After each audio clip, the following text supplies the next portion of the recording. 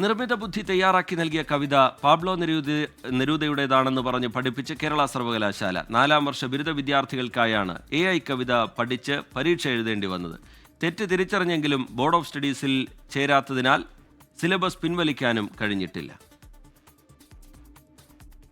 കേരള സർവകലാശാല അവതരിപ്പിക്കുന്ന AI Neruda Kavitha English you are a language.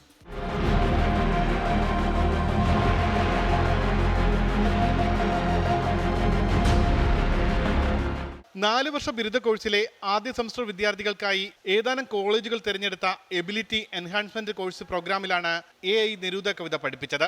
ആദ്യ ബാച്ചിന്റെ പഠനവും പരീക്ഷയും എല്ലാം കഴിഞ്ഞു. 2ാം ബാച്ചും ആരംഭിച്ചു.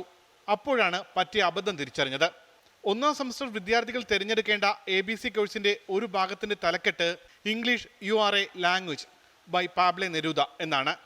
ഈ പേരിലുള്ള കവിത തേടി അധ്യാപകർ ലൈബ്രറികൾ തോറും അലഞ്ഞു. കിട്ടിയില്ല. ഒടുവിൽ എയോട് ചോദിച്ചു. ഉടൻ നൽകി ഒരു കവിത. നിലവാരമൊന്നുമില്ലെങ്കിലും കവിത വിദ്യാർത്ഥികളെ പഠിപ്പിച്ചു. പരീക്ഷയും നടത്തി. പാബ്ലോ നെരൂദയെക്കുറിച്ചുള്ള ലേഖനം പഠിക്കേണ്ട സ്ഥാനത്ത് അബദ്ധത്തിൽ തലക്കെട്ട് മാറിപ്പോയതാണ് ഇതിനെല്ലാം കാരണം. ഗുരുതര അബദ്ധമുണ്ടായെങ്കിലും ഇതുവരെ സിലബസിൽ നിന്ന് ഇത് പിൻവലിച്ചിട്ടില്ല. ബോർഡ് ഓഫ് സ്റ്റഡീസ് യോഗം ചേർന്നാലേ സിലബസ് പിൻവലിക്കാൻ കഴിയൂ. പക്ഷേ കുട്ടികളെ പഠിപ്പിക്കരുത് എന്ന നിർദ്ദേശം നൽകിയിട്ടുണ്ട്. AI നിലവാരത്തിലുള്ള ഈ കവിത നെരൂദയുടേതാണെന്ന നിലയിൽ പഠിക്കേണ്ടി വന്ന വിദ്യാർത്ഥികളുടെ ഗതികേടിന് ആര് മറുപടി പറയുമെന്ന ചോദ്യമാണ് ബാക്കിയാകുന്നത്. ഉമേഷ് ബാലകൃഷ്ണൻ, 24, തിരുവനന്തപുരം. തെറ്റ് തിരിച്ചറിഞ്ഞെങ്കിലും ബോർഡ് ഓഫ് സ്റ്റഡീസ് ചേരാത്തതിനാൽ സിലബസ് പിൻവലിക്കാനും കഴിഞ്ഞിട്ടില്ല.